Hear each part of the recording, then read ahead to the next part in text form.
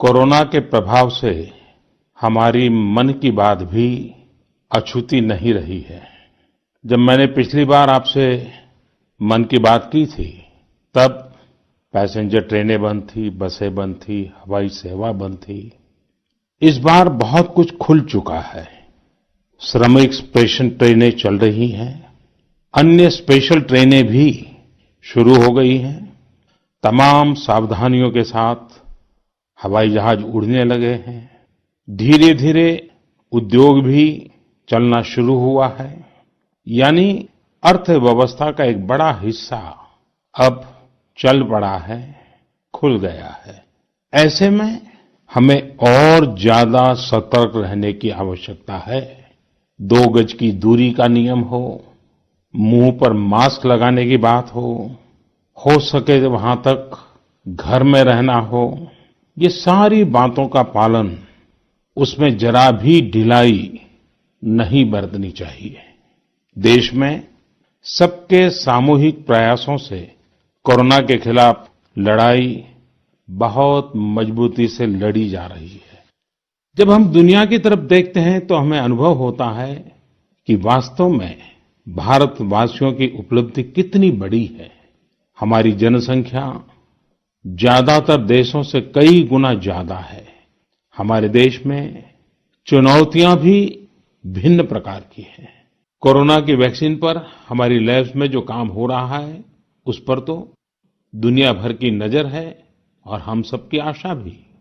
किसी भी परिस्थिति को बदलने के लिए इच्छा शक्ति के साथ ही बहुत कुछ इनोवेशन पर भी निर्भर करता है।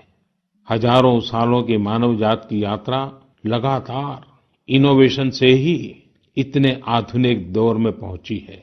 इसलिए इस महामारी पर जीत के लिए हमारी ये विशेष इनोवेशंस भी बहुत बड़ा आधार है। और इस संकट की सबसे बड़ी चोट अगर किसी पर पड़ी है तो हमारे गरीब, मजदूर, श्रमिक वर्ग पर पड़ी है।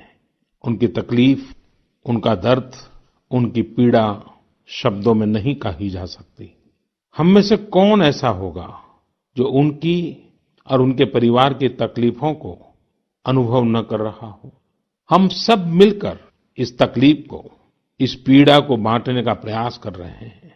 पूरा देश प्रयास कर रहा है। हमारे रेलवे के साथी दिन रात लगे हुए हैं। केंद्र हो, राज्य हो, स्थानीय स्वराज की संस्थाएं हो, हर कोई दिन रात मेहनत कर रहे हैं। जिस प्रकार रेलवे के कर्मचारी आज जुटे हुए हैं, वे भी एक प्रकार से अग्रिम पंक्ति में खड़े कोरोना वॉरियर्स ही है। लाखों श्रमिकों को ट्रेनों से और बसों से सुरक्षित ले जाना, उनके खाने पीने की चिंता करना, हर जिले में क्वारंटाइन केंद्रों की व्यवस्था करना, सभी की टेस्टिंग, चेकअप, उपचार की व्यवस्था करना, ये सब काम लगातार चल रहे हैं। कोरोना से अभी भी उतना ही गंभीर खतरा हो सकता है। हमें हर इंसान की जिंदगी को बचाना है। इसलिए 2 गज की दूरी, चेहरे पर मास्क, हाथों को धोना, इन सब सावधानियों का वैसे ही पालन करते रहना है जैसे अभी तक करते आए हैं। मुझे पूरा विश्वास है कि आप अपने लिए, अपनों के लिए, अपने देश के लिए ये सावधानी जरूर रखेंगे।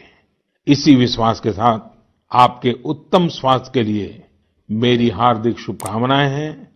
अगले महीने फिर एक बार मन की बात अनेक नए विषयों के साथ जरूर करेंगे। धन्यवाद।